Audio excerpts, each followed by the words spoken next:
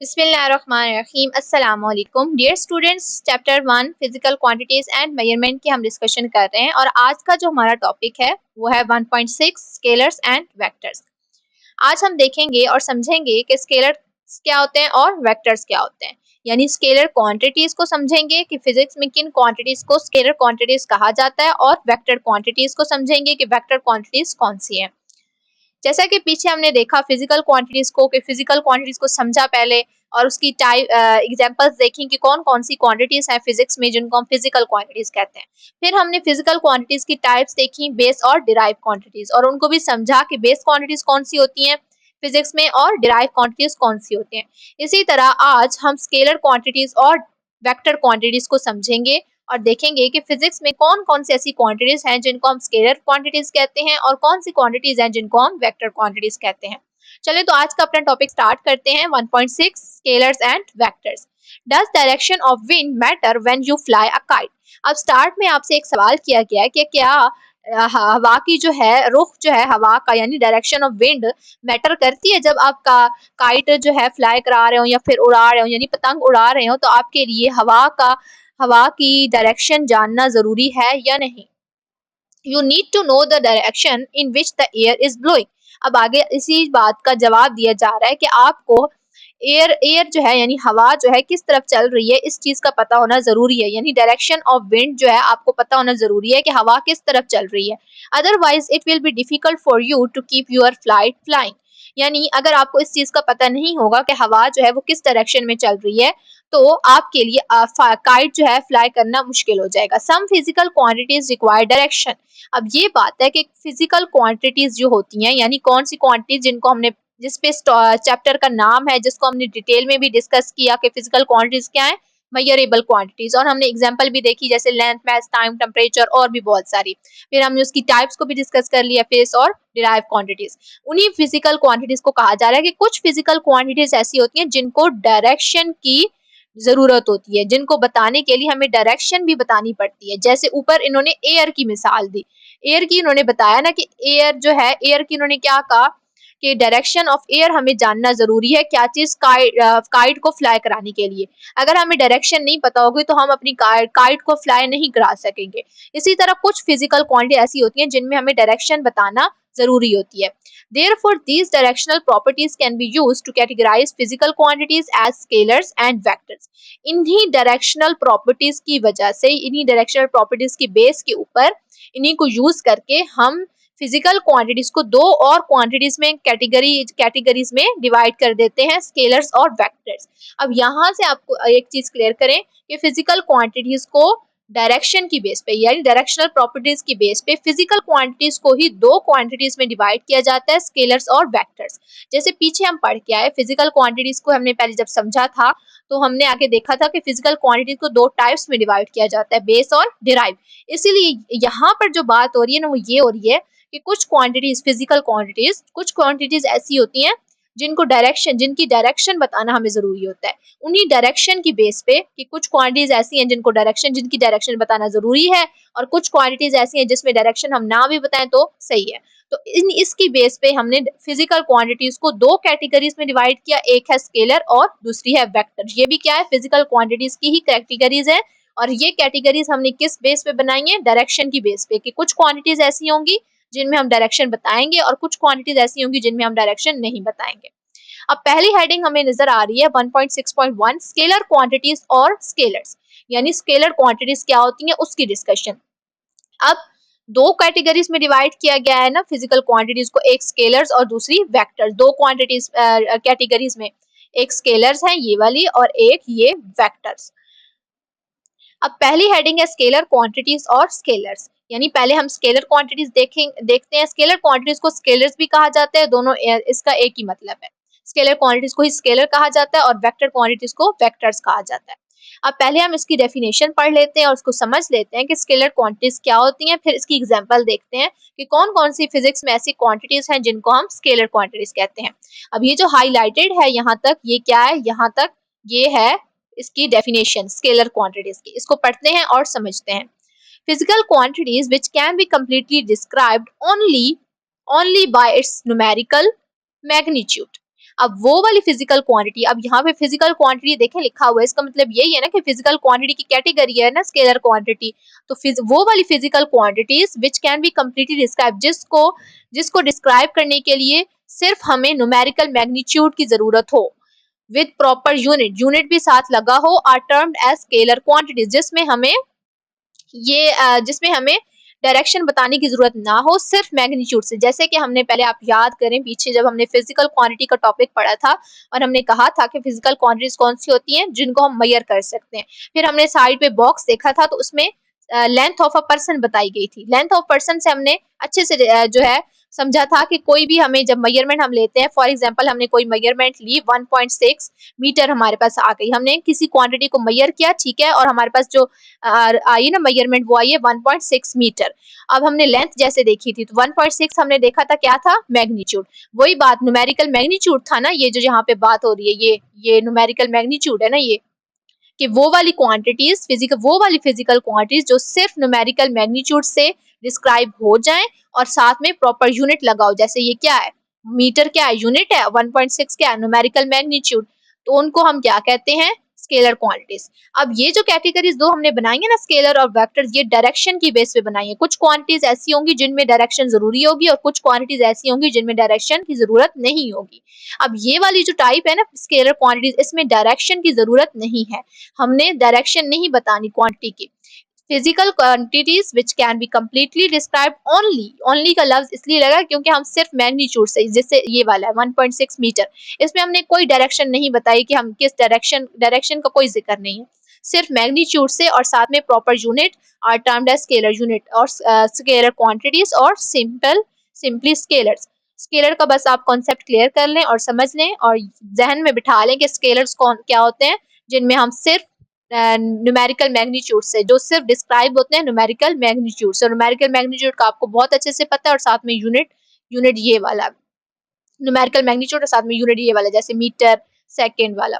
उसके आगे एग्जांपल्स दी हुई हैं कि एग्जांपल्स के कौन कौन सी क्वांटिटीज हैं जो स्केलर क्वांटिटीज है। अब ये क्वांटिटीज आपको याद रखनी है एज इट इज, कि फिजिक्स में जहां पे भी ये क्वांटिटीज आपसे पूछी जाए या कोई क्वेश्चन किया जाए या एमसीक्यूज में आपसे पूछा जाए कि कौन सी क्वांटिटी स्केलर है, कौन सी क्वांटिटी वेक्टर है, जब आपको इसकी एग्जांपल्स याद होंगी तो तब आप कर पाएंगे, आपसे एमसीक्यूज में पूछा जा सकता है। डिस्टेंस यानी जैसे 1.6 मीटर है, स्पीड, टाइम, मास, एनर्जी, टेम्परेचर, ठीक है, इन एग्जांपल्स को आप याद कर लें अच्छे से कि ये क्या है, स्केलर क्वांटिटीज है। फिर आगे क्या कहा जा रहा है कि consider a man travels a distance of 4.5 kilometre, यानी एक आदमी को आप कंसीडर करें जो कि कितना डिस्टेंस जिसने कवर किया, 4.5 किलोमीटर डिस्टेंस कवर किया है, but its direction is not specified, मगर उसकी डायरेक्शन नहीं बताई गई। यानी एक आदमी जो है वो चलता है, डिस्टेंस कवर करता है 4.5 किलोमीटर, मगर ये नहीं बताया गया कि वो किस डायरेक्शन में चल रहा है। But only this magnitude is given, सिर्फ यही मैग्नीट्यूड, ये मैग्नीट्यूड है ना, ये 4.5, ये इसकी बात हो रही है इसके, कि 4.5 सिर्फ ये बताया गया, ओनली मैग्नीट्यूड, सिर्फ मैग्नीट्यूड बताया गया और डायरेक्शन नहीं बताई गई कि वो किस डायरेक्शन में चल रहा है। Is given so it is said to be scalar quantity. फिर हम इसको क्या कह रहे हैं कि ये क्या है, स्केलर क्वांटिटी। हमें सिर्फ इतना बताया गया कि एक आदमी ने इतना डिस्टेंस कवर किया है, लेकिन हमें ये नहीं बताया कि उस आदमी ने किस डायरेक्शन में कवर किया, डायरेक्शन हमें नहीं बताई गई। जहां पे डायरेक्शन नहीं बताई गई, सिर्फ मैग्नीट्यूड बताया गया, तो वो क्या है, स्केलर क्वांटिटी। आगे similarly we say that time is a scalar quantity, इसी तरह हम कह सकते हैं कि हमारे पास जो टाइम है ना वो भी क्या है, scalar quantity, because when we say that time measurement is 30 second. अब इन्होंने टाइम की एक्सप्लेनेशन दी हुई है कि टाइम को हम क्यों स्केलर क्वांटिटी कह रहे हैं, कि जब हम कहते हैं कि टाइम क्या है, 30 सेकंड, तो 30 यहाँ पे क्या है, न्यूमेरिकल मैग्नीट्यूड, जैसे कि ऊपर मैंने आपको समझाया उस पे 1.6 मीटर पे। और जब हमने फिजिकल क्वांटिटीज का टॉपिक पढ़ा था तो हमने समझा था मेजरमेंट जब फिजिकल क्वांटिटी की मेजरमेंट ली जाती है तो कैसे, जैसे 30 सेकेंड है तो 30 यहाँ पे क्या है, न्यूमेरिकल मैग्नीट्यूड, और सेकेंड क्या है, unit. we does not need to state the direction of time, हमें टाइम की डायरेक्शन बताने की जरूरत नहीं है, इसलिए टाइम क्या स्केलर है, जिसमें डायरेक्शन नहीं बतानी वो स्केलर क्वांटिटी। आगे बताया जा रहा है scalar quantities can be added, subtracted और multiplied using ordinary rules of algebra. यानी स्केलर क्वांटिटीज क्या है, जब हम उनको ऐड करते हैं या सब्ट्रैक्ट करते हैं या मल्टीप्लाई करते हैं तो वैसे ही करते हैं जैसे हम अलजेब्रा के जरिए, यानी रूल आम से जो रूल्स होते हैं ना, जैसे 2+2, 2-2, इस तरह आम से जो रूल्स होते हैं मैथ्स के, उनसे करते हैं। अलजेब्रा के आम जो रूल होते हैं, सिंपल रूल्स, उनसे करते हैं। फॉर एग्जाम्पल आगे इन्होंने एग्जाम्पल भी दी हुई है।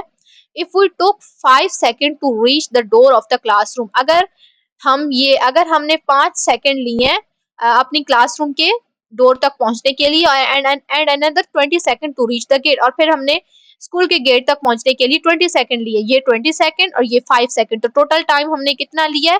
पहले हम क्लासरूम के डोर तक पहुंचे हैं तो हमने 5 सेकेंड लिए, फिर हम गेट तक पहुंचे हैं हमने 20 सेकेंड लिए, तो टोटल टाइम हमने स्कूल से बाहर निकलने में कितना लगाया?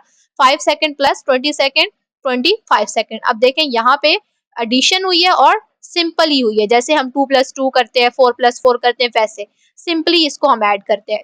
ये याद रखें, सबसे पहले स्केलर क्वांटिटीज, उसकी डेफिनेशन, या ये वाली यहाँ तक, फिर इसकी एग्जांपल्स आप देख लें। ये दरमियान में एक्सप्लेनेशन दी हुई है कि कैसे जो है वो स्केलर क्वांटिटी हम कैसे कह रहे हैं, टाइम को कैसे कह रहे हैं और डिस्टेंस को कैसे कह रहे हैं। फिर उसके बाद ये चीज कि scalar quantities can be added, subtracted, multiplied by using ordinary rules. ये एक पॉइंट जो है इंपॉर्टेंट है, इसको याद करें कि स्केलर क्वांटिटीज को हम ऐड, सब्ट्रैक्ट और मल्टीप्लाई जो है वो सिंपल रूल से कर सकते हैं। इसके ऑपोजिट जब हम वेक्टर को पढ़ेंगे तो उसके लिए स्पेशल रूल्स होते हैं। अगला जो हमारा टॉपिक है वो है 1.6.2, उसकी दूसरी कैटेगरी फिजिकल क्वांटिटीज को जब हम डिवाइड करते हैं डायरेक्शन की बेस पे, तो पहली कैटेगरी स्केलर क्वांटिटीज थी जो हमने पढ़ ली, दूसरी कैटेगरी है vector quantities. Physical quantities which require not only numerical magnitude with proper unit but also the direction। अब आ गई वही बात कि डायरेक्शन की बेस पे हमने फिजिकल क्वांटिटी को डिवाइड किया स्केलर और वेक्टर में, कि किसी क्वांटिटी में हमें डायरेक्शन चाहिए होगी और किसी में नहीं चाहिए होगी। और ऊपर हमने जो ये वाली टाइप देखी है ना फिजिकल क्वांटिटीज की कैटेगरी स्केलर क्वांटिटी, इसमें हमें डायरेक्शन की जरूरत नहीं थी, ठीक है, और उसकी एग्जांपल्स भी आपने अच्छे से याद रखनी है कि कौन सी क्वांटिटी स्केलर है। अब ये वाली टाइप जो हम देख रहे हैं वेक्टर क्वांटिटीज की, इसमें हमें डायरेक्शन की जरूरत है। हमने डायरेक्शन की बेस पे इसको जो है वो कैटेगराइज किया। ये वो वाली टाइप है जिसमें हमने न्यूमेरिकल मैग्नीट्यूड भी लिखना होगा, जैसे हमने पीछे हमने देखा, जैसे 30 सेकेंड, 1.6 मीटर वगैरह। इसी तरह हमने यहाँ पे न्यूमेरिकल मैग्नीट्यूड भी लिखना होगा, प्रॉपर यूनिट भी लिखना होगा साथ, और डायरेक्शन भी बतानी होगी। For example for vector quantities such as displacement, force, weight, velocity, acceleration, momentum, electric field, gravitational field strength require both numerical magnitude and direction। अब ये एग्जांपल्स बताएंगे, इन एग्जांपल्स को भी आपने अच्छे से याद रखना है, और स्केलर्स वाली जो ये वाली एग्जांपल है इनको भी अच्छे से याद रखें, इनको आपस में मिक्स नहीं करना, ठीक है ना। आगे है वेक्टर, आगे यहाँ से when we refer to a vector quantity we not only mention its numerical magnitude and unit but also its direction। यानी जब हम वेक्टर क्वांटिटी की बात करते हैं ना, तो हम सिर्फ न्यूमेरिकल मैग्नीट्यूड जैसे हमने स्केलर में बताया वैसे नहीं बताते, और यूनिट्स, न्यूमेरिकल मैग्नीट्यूड और यूनिट जैसे हमने सिर्फ जो है बताया था स्केलर में, यहाँ पे हम डायरेक्शन भी बताते हैं। अब आपको आगे है, to fully describe a vector its direction must be specified. Direction बताना जरूरी है तभी वो वेक्टर होगा। डायरेक्शन, वेक्टर के साथ डायरेक्शन का जो है वो बस आप याद रखें कि वेक्टर में हम डायरेक्शन बताएंगे। Since vector quantities are associated with direction, जैसा कि वेक्टर क्वांटिटीज में हम क्या बताते हैं, डायरेक्शन बताते हैं, इसलिए इसको हम ऐड, सब्ट्रैक्ट और मल्टीप्लाई जो है वो सिंपल रूल से नहीं कर सकते। वही बात, ये वाला पॉइंट जो मैंने कहा आप लोगों ने समझना है अच्छे से और दिमाग में रखना है कि स्केलर क्वांटिटीज को हम सिंपली ऐड और सब्ट्रैक्ट कर सकते हैं, जैसे हम 2+2 करते हैं, 2-2 इस तरह, लेकिन वेक्टर क्वांटिटीज को हम सिंपली ऐड नहीं कर सकते। They follow their own set of rules, ये इसके स्पेशल रूल्स हैं जिनको हम क्या कहते हैं, वेक्टर अलजेब्रा, जिसको हम वेक्टर अलजेब्रा कहते हैं। अब ये था स्केलर और वेक्टर्स का कॉन्सेप्ट। थोड़े से इसके नोट्स देख लेते हैं कि स्केलर क्वांटिटीज और वेक्टर क्वांटिटीज को जब आप लिखेंगे तो कैसे लिखेंगे, और इनका डिफरेंस भी देख लेते हैं हम कि स्केलर क्वांटिटीज और वेक्टर क्वांटिटीज का अगर आपसे डिफरेंस पूछ लिया जाए तो आप कैसे लिखेंगे। स्केलर्स एंड वेक्टर्स, सबसे पहले है definition of scalar. Scalars are those physical quantities which are completely described by magnitude only, यानी जिसमें सिर्फ हमें मैग्नीट्यूड की जरूरत होती है, हमें उसमें डायरेक्शन बताने की जरूरत नहीं होती। अब एग्जांपल्स ऑफ स्केलर क्वांटिटीज ये दी गई हैं नीचे, इस तरह आप पहले डेफिनेशन की हेडिंग डाल के, अगर आपसे पूछा जाता है तो डेफिनेशन की हेडिंग डाल के उसको लिखें, फिर एग्जांपल्स की हेडिंग डाल के एग्जांपल्स लिखें, फिर उसके बाद डेफिनेशन ऑफ वेक्टर्स, वेक्टर्स की क्या डेफिनेशन है, vectors are those physical quantities which are described by both magnitude and direction. अब इसमें डायरेक्शन भी आ गई है, बस ये चीज याद रख लें कि स्केलर क्वांटिटीज में सिर्फ मैग्नीट्यूड और इसमें बोथ मैग्नीट्यूड एंड डायरेक्शन। ये ऊपर देखें यहाँ पे मैग्नीट्यूड ओनली स्केलर्स में और वेक्टर्स में मैग्नीट्यूड एंड डायरेक्शन। अब एग्जांपल्स ऑफ वेक्टर क्वांटिटीज की डेफिनेशन हेडिंग दे के और नीचे इसकी एग्जांपल्स लिख लें। अब ये चीज के difference between scalars and vectors ये इंपॉर्टेंट है आप लोग के लिए, ठीक है ना। इसको अच्छे से याद रखना है आपने, इसकी पॉइंट्स बेशक स्क्रीनशॉट ले लें या फिर कहीं लिख लें, नोट कर लें, आपके टीचर ने मे भी आप लोग को लिखवाया होगा इसका डिफरेंस जो है वो पूछा जा सकता है पेपर में शॉर्ट क्वेश्चंस में।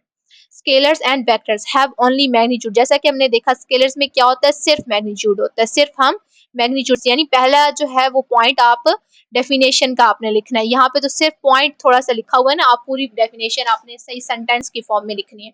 फिर जैसे ऊपर बताई गई वेक्टर्स में both magnitude and direction, vectors को हम कैसे रिप्रेजेंट करते हैं, मैग्नीट्यूड से और डायरेक्शन। वेक्टर्स में यही चीज इंपॉर्टेंट है, ये direction represented by simple numbers. अब रिप्रेजेंटेशन का एक पॉइंट आ गया, उसको भी हम नीचे देख लेते हैं। पहले ये देख लें कि एडेड एल्जेब्रिकली या फिर एडेड बाय सिंपल रूल, जैसे सिंपल जैसे हमने देखा पीछे आपकी बुक पे भी कि इसको हम सिंपल रूल से स्केलर्स को ऐड और सब्ट्रैक्ट और मल्टीप्लाई कर सकते हैं, लेकिन इसके लिए स्पेशल एल्जेब्रिक रूल होता है जिसको हम हेड टू टेल रूल कहते हैं वेक्टर्स को ऐड करने के लिए, क्योंकि उसमें डायरेक्शन आ जाती है। नो स्पेसिफिक डायरेक्शन, इसमें कोई डायरेक्शन नहीं होती, act in a specific direction, वही बात कि इस वेक्टर्स में स्पेसिफिक डायरेक्शन होती है।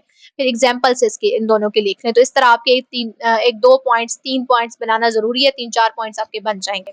अब ये वाला जो पॉइंट है ना, represented by simple numbers and represented by arrow. अब इसकी रिप्रेजेंटेशन के हवाले से अगर देखें तो स्केलर की जो रिप्रेजेंटेशन है वो हम सिंपली कर देते हैं सिंपल नंबर से, लेकिन वेक्टर की रिप्रेजेंटेशन इंपॉर्टेंट है जिसको हम एरो से करते हैं, वेक्टर्स को हम एरो से रिप्रेजेंट करते हैं।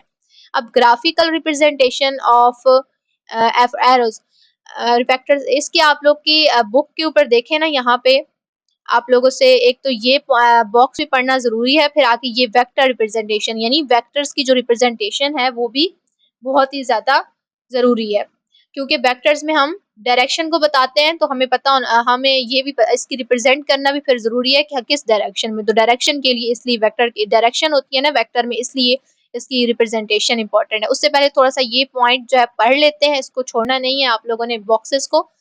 इसमें कोऑर्डिनेट सिस्टम का बताया गया। कोऑर्डिनेट सिस्टम ये जो आप मैथ्स में पढ़ते हैं यू एक्स वाई वाला, जिसपे आप ग्राफ्स वगैरह बनाते हैं, कि कोऑर्डिनेट सिस्टम क्या है, is used to locate the position of any point. ये हम किस लिए यूज करते हैं, एक कोई भी पॉइंट की लोकेशन को बताने के लिए। जैसे ये एक पॉइंट है ना, ये एक पॉइंट ये वाला, जैसे ये एक पॉइंट है ये वाला, तो इसकी जैसे पोजीशन को बताने के लिए हम कोऑर्डिनेट सिस्टम यूज करते हैं कि ये कहाँ पे जो है मौजूद है। And that point can be plotted as ordered pair, और इस पॉइंट को जो हम कैसे प्लॉट करते हैं, ऑर्डर पेयर की फॉर्म में। ये आपने order pair, coordinate system, point को लोकेट करना, एक्स वाई कोऑर्डिनेट्स, ये सारे अपने मैथ्स में पढ़े होंगे। एक्स वाई में हम जैसे ये जो है -4 क्या होगा एक्स और 2 क्या होगा वाई, नॉन एज कोऑर्डिनेट्स, और इनको हम क्या कहते हैं coordinates. The horizontal number line, horizontal होता है यूं, ये वाली नंबर लाइन है इसको हम क्या कहते हैं एक्स एक्सिस, और ये वाली जो है vertical number line is called Y axis. ये एमसीक्यूज के लिए भी पॉइंट इंपॉर्टेंट होते हैं और शॉर्ट के लिए भी, अब इसलिए बॉक्सेस को रीड लाजमी करना है। And the point of intersection of these two axes is known as origin, और ये जो लाइंस है, एक ये वाली लाइन हॉरिजॉन्टल जिसको हम एक्सेस कहते हैं, ये वर्टिकल लाइन जिसको वाई एक्सेस कहते हैं, और इनका जो पॉइंट ऑफ इंटरसेक्शन है ये इसको हम ये वाला ये इसको हम ओरिजिन कहते हैं, जो इसको हम ओ से रिप्रेजेंट करते हैं। The reference frame is the coordinate system. अब रेफरेंस फ्रेम भी यही होता है, रेफरेंस फ्रेम को भी हम यही कहते हैं कि कोऑर्डिनेट सिस्टम होता है from which the position of objects are described, जिसके जरिए हम किसी भी चीज की पोजीशन को बताते हैं। आगे हम वही इंपॉर्टेंट चीज की वेक्टर की रिप्रेजेंटेशन, वेक्टर को हम कैसे रिप्रेजेंट करते हैं वो देख लेते हैं। वेक्टर्स में हम डायरेक्शन हमने बतानी होती है, तो इसलिए उसकी रिप्रेजेंटेशन भी इंपॉर्टेंट है। स्केलर को सिंपली रिप्रेजेंट कर सकते हैं नंबर से, उसके लिए कोई स्पेशल तरीका नहीं है, लेकिन वेक्टर्स को रिप्रेजेंट के लिए करने के लिए स्पेशल तरीके, एक तो सिंबॉलिकली सिंबल के जरिए, दूसरा ग्राफिकली। सिंबॉलिकली कैसे रिप्रेजेंट करते हैं वेक्टर को, या तो इस तरह ऊपर एरो, जहां पे भी फिजिक्स की बुक में किसी जो है सिंबल कोई लिखा हो उसके ऊपर एरो लगाओ तो आपको पता चल जाना चाहिए यहाँ पे क्या वेक्टर क्वांटिटी है। कोई भी नीचे सिंबल जो है सिंबल जो ऊपर एरो लगा के सिंबल बनाया होता है, कोई भी नीचे लेटर लिखा हो और ऊपर एरो ऐसे लगा हो, तो इसका मतलब क्या है, ये वेक्टर क्वांटिटी है। या फिर नीचे एरो लगा हो या फिर बोल्ड करके लिखा गया हो, तो इसका क्या मतलब है, ये वेक्टर क्वांटिटी है। इसी तरह हमें पता चल जाएगा कि फिजिक्स में कौन कौन सी वेक्टर क्वांटिटीज हैं। फिर ग्राफिकली क्या है, a vector is represented by an arrow. वही बात जो डिफरेंस पे यहाँ बताई गई थी कि they are represented by arrow, मतलब कि ग्राफिकली जब हम उसको रिप्रेजेंट करते हैं कोऑर्डिनेट सिस्टम पे, इसलिए यहाँ पे कोऑर्डिनेट सिस्टम बताया गया कि कोऑर्डिनेट सिस्टम पे जैसे यहाँ पे हम रिप्रेजेंट करते हैं तो उसको हम एरो से रिप्रेजेंट करते हैं। अब इस एरो को समझना आपके लिए जरूरी है कि एरो क्या रिप्रेजेंट कर रहा है। यहाँ पे vectors are represented using arrows, यहाँ पे थोड़ा सा लिखा हुआ है, यहाँ पे देख लेते हैं कि वेक्टर्स जो हैं उनको हम एरो के जरिए रिप्रेजेंट करते हैं। लेंथ ऑफ, जैसे ये एक देख लेते हैं, ये जैसे ये वाली दी हुई एग्जांपल यूं, इस तरह कोई भी एरो से आप वेक्टर को आपने रिप्रेजेंट करना है ग्राफिकली। तो जैसे ये वाला एक पॉइंट है, जैसे ए हम कह देते हैं, जैसे यहाँ पे कहा हुआ है, यहाँ पे ये वाला ये ए, और ये जो एरो वाला पॉइंट है ये B. Length of the arrow shows the magnitude. अब मैं ये जो इसकी लेंथ होगी ना, जितनी आप स्केल के जरिए आप जब देखेंगे इस लेंथ, तो वो क्या बताएगी, मैग्नीट्यूड बताएगी। और दूसरा क्या है, direction of the arrow shows the direction of the vector. अब ये इसीलिए बनाया जाता है एरो, क्योंकि वेक्टर्स में हमें डायरेक्शन चाहिए होती है, तो ये एरो हमें डायरेक्शन बताता है कि ये क्वांटिटी की डायरेक्शन क्या है, यानी इस डायरेक्शन में है या फिर इस डायरेक्शन में है या इस डायरेक्शन में है, ये हमें डायरेक्शन बता रहा होता है। इसी तरह ये एग्जांपल दी हुई है ए से B, this shows a vector from point A to B. अब ये क्या शो कर रहा है, एक वेक्टर जो कि क्या है, ए पॉइंट से बी तक। If a force of 5 newton acts to the right, ये अब इसी तरह समझा रहे हैं आपको कि ये डायरेक्शन कैसे बताएगा कि अगर एक फोर्स जो है उस वो लगाते हैं, हम 5 न्यूटन की फोर्स लगाते हैं राइट साइड पे, तो हम उसको ऐसे ड्रॉ करेंगे राइट साइड पे। अगर हमने 5 न्यूटन की फोर्स लगाई है राइट साइड पे, तो हम वेक्टर यूं बनाएंगे कि हमने, अब फोर्स क्या है, एक क्वांटिटी है ना, और क्या है, वेक्टर क्वांटिटी। अब वेक्टर क्वांटिटी क्यों है, क्योंकि उसमें डायरेक्शन हम बता रहे हैं कि हमने फोर्स किस साइड पे लगाई है। एक तो हम मैग्नीट्यूड बता रहे हैं कि कितनी लगाई है, 5 न्यूटन, और किस साइड पे लगाई है, राइट साइड पे, इसलिए वो क्या है, वेक्टर क्वांटिटी है। इसी तरह दूसरा यहाँ पे another force of 3 newton acts to the left, और अगर हम लेफ्ट साइड पे फोर्स लगाते हैं 3 न्यूटन की, तो हमने 3 न्यूटन जो है वो मैग्नीट्यूड भी बता दिया और उसकी डायरेक्शन भी बता दी कि हमने कहाँ लगाई है, लेफ्ट पे, दो चीजें बता दी, तो ये क्या है, वेक्टर क्वांटिटी है। अब यही वही बताया जा रहा है कि वेक्टर्स को हम बोल्ड लेटर से भी रिप्रेजेंट करते हैं, यानी करके लेटर्स को बोल्ड करके, या लेटर्स को कैपिटल और स्मॉल जो लेटर्स होते हैं उनके ऊपर अगर एरो लगा हो, तो वो क्या है, वेक्टर्स की रिप्रेजेंटेशन है। ये आपके जो है ये वाला बॉक्स, इसके अंदर यही बताया गया कि वेक्टर्स को हम एरो से रिप्रेजेंट करते हैं, और ये जो वेक्टर की लेंथ होगी वो मैग्नीट्यूड बताएगी, और जिस डायरेक्शन में होगी वो बताएगी कि वेक्टर किस डायरेक्शन में। थोड़ी सी एग्जांपल दी हुई है, आप इसको रीड कर लीजिएगा। इसमें यही चीज इंपॉर्टेंट थी पहले समझना कि डेफिनेशन इनकी, के स्केलर क्वांटिटीज क्या है, वेक्टर क्वांटिटीज क्या है, फिर एग्जांपल्स, और फिर इसकी रिप्रेजेंटेशन। अगला जो हमारा टॉपिक है वो है adding vector quantities. Vector quantities को ऐड कैसे किया जाता है। जैसे कि अब स्केलर क्वांटिटीज थी तो वो सिंपल रूल से हम कर देते थे, जैसे मैथ्स में 2 + 2 3 + 3। लेकिन वेक्टर क्वांटिटीज को अब सिंपल नहीं कर सकते, उनको रिप्रेजेंट ही हम इन एरो से करते हैं, तो उनको ऐड करने के लिए भी स्पेशल रूल्स और स्पेशल मेथड्स होते हैं। उसको हम अगले लेक्चर में इंशाल्लाह डिस्कस करेंगे।